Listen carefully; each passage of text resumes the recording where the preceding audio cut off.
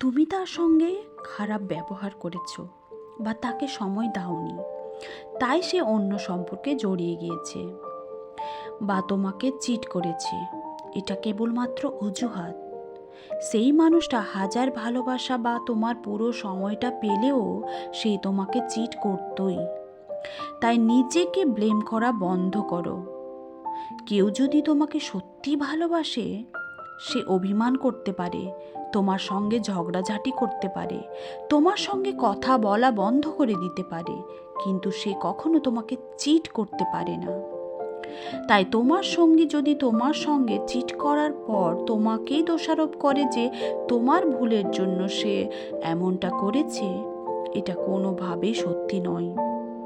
তুমি ভালোবাসা দিয়ে ভরিয়ে রাখলেও সে একদিন না একদিন তোমাকে ধোঁকা দিতই।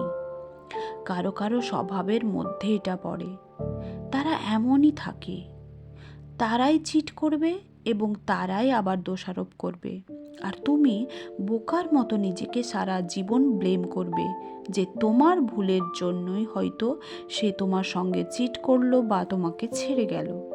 না বন্ধু, এটা একেবারেই মিথ্যে। সে আসলে তোমাকে ভালোই বাসেনি, তাই একটা সময় বোর হয়ে গেল তোমার উপর, বা তার চাহিদাগুলো পূর্ণ হলো না বলে অন্য সম্পর্কে জড়িয়ে গেল। সে যদি তোমাকে সত্যিই ভালোবাসতো তবে তোমাকে বলতো তোমার এই কাজগুলো তাকে ভালো লাগে না বা কষ্ট পায় সে জোর করে অধিকার জাতিয়ে তোমার কাছ থেকে ভালোবাসা সময় আদায় করে নিত, কিন্তু কখনো চিট করতো না। কেউ তোমাকে ভালোবাসলে অন্য কারো সঙ্গে সম্পর্কে জড়ানো তো দূরের কথা, তোমাকে ছাড়া কাউকে ভাবতেই পারবে না।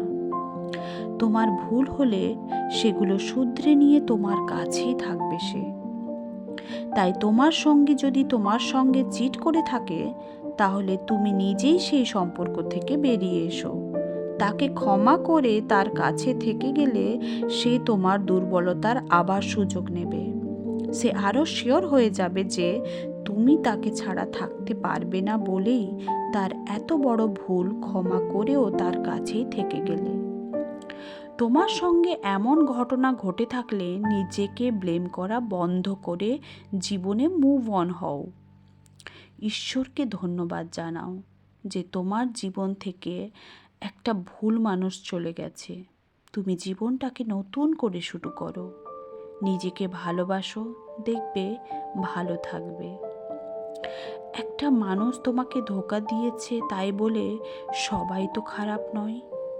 ঈশ্বর চাইলে তোমার জীবনে সত্যিকারের ভালোবাসার মানুষ আসবে।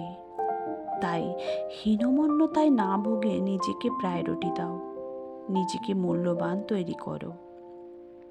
কথাগুলো একটুও উৎসাহিত করলে ভিডিওটিকে লাইক করো, শেয়ার করো, নির্দ্বিধায় কমেন্ট করো। চ্যানেলে নতুন থাকলে চ্যানেলটিকে সাবস্ক্রাইব করতে ভুলো না। নিজেদের খেয়াল রাখো।